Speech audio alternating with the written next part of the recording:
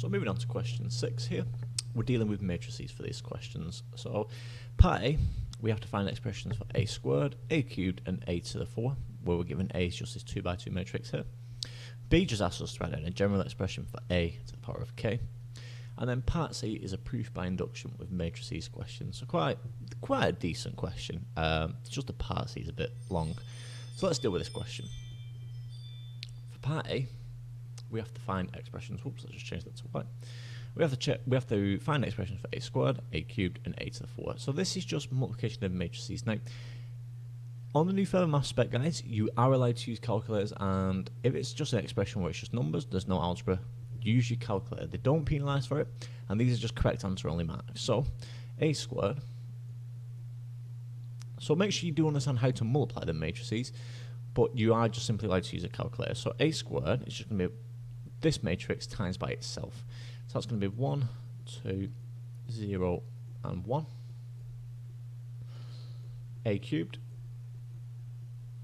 is going to be this matrix again, but what you're going to notice is the pattern here now. This upper right element here will change. It's going to be 1, 0, 3, 1. And finally, a to the 4.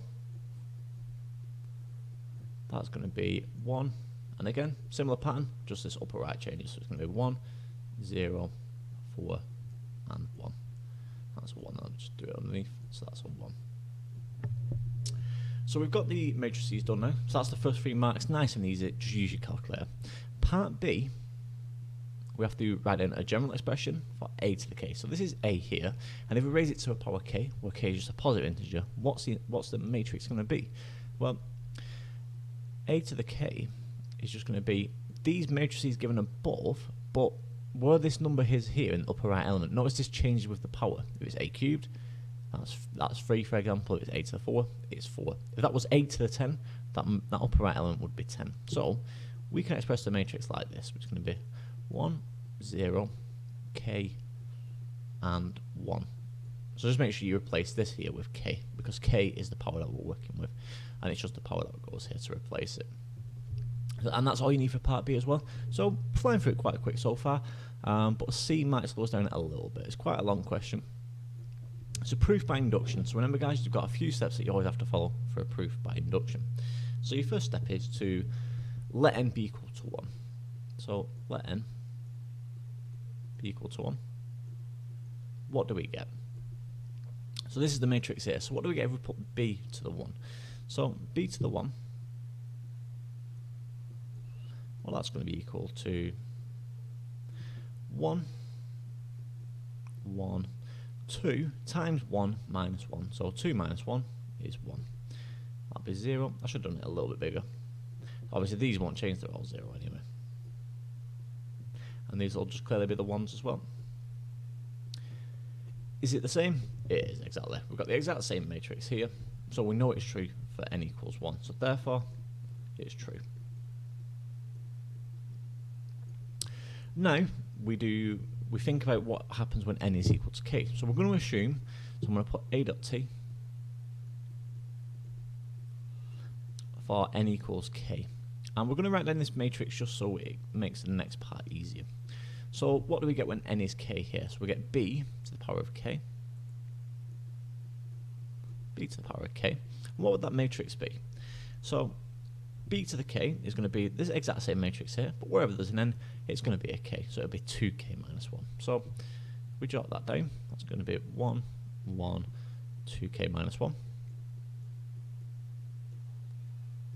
2k minus 1, 0. And then everything will just be the same as presented. So 0, 0, 0, and 1, 1. So that's b to the k. Now, we've assumed true for n equals k. The next step is we consider n is equal to k plus 1. So, what happens when n is equal to k plus 1? So, n is equal to k plus 1. So, think about rules of indices for these. And this is a very common thing with these matrix proof by induction questions.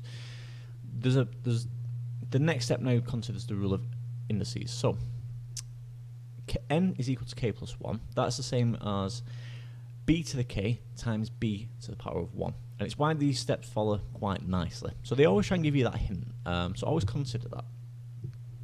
So b to the k times b to the 1. So b to the k times b to the 1. So what's that going to be equal to? So that's going to be the multiplication of two 3 by 3 matrices. So it's going to be 1, 1, 2k minus 1. So it's everything we've already worked out. We don't really need to work anything out just yet. 0, 0, 0, 0, and 1, 1. So that's b to the k. I'm going to multiply this by b to the 1.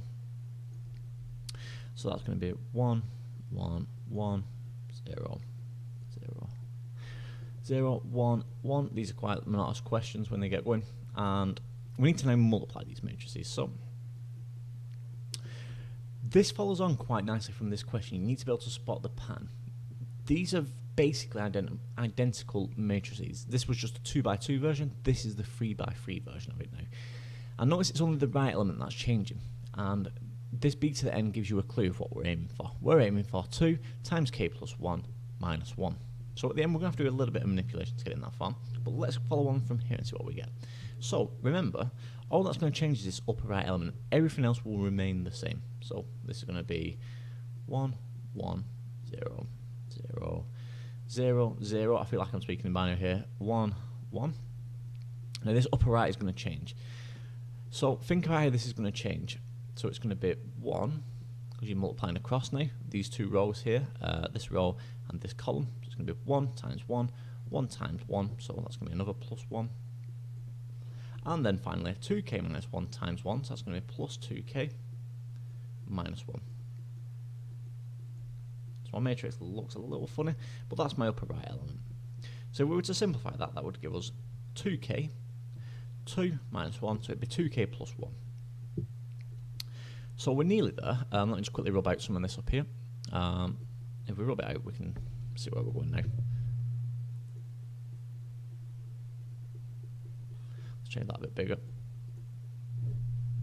So we rub this out quick.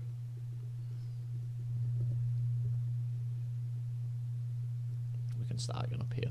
So I'm going to take it up here, guys, so we can see where we're going. So if we're just following on here from now. So what did we have? Well, we had this. So we said it simplifies to 2k plus 1 in the corner. So 1, 1, 2k plus 1. And then everything else will just be the same. So 0, 0, 0, 0. And then 1, 1. So we're close. We're very close. We have 2k plus 1. They have 2n minus 1. So we have to think how we can just do a little bit of manipulation to get it in that form. Well, the way to manipulate it into that form is think about pulling it out as a factor here.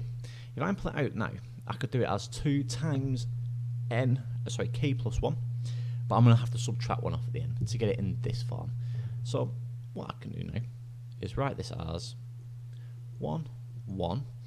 So what I said then was take it out like this. So it'd be 2 times k plus 1 minus 1. And that's what we were saying before. We needed this to be 2 times k plus 1 minus the 1. And that's what we've got now. And this will give us the exact same here. If you were to, 2k plus 2 minus 1, it's just 2k plus 1. So we've got it perfectly. And that's 0, 0, 1, 1. So we've got it perfectly, guys. And there we go. So therefore, it's true for n equals k. So remember, guys, for all proof by induction questions, make sure you follow it up with that last statement where it's saying it's true for n equals k. And blah blah blah. I will leave it in the description just so you can see what you should write for the end of that. It's 1 mark for the extra comment, but quite a tricky proof by induction. You just got to be careful with your indices and multiplying the matrix. But hopefully that's okay, and that's the end of question 6.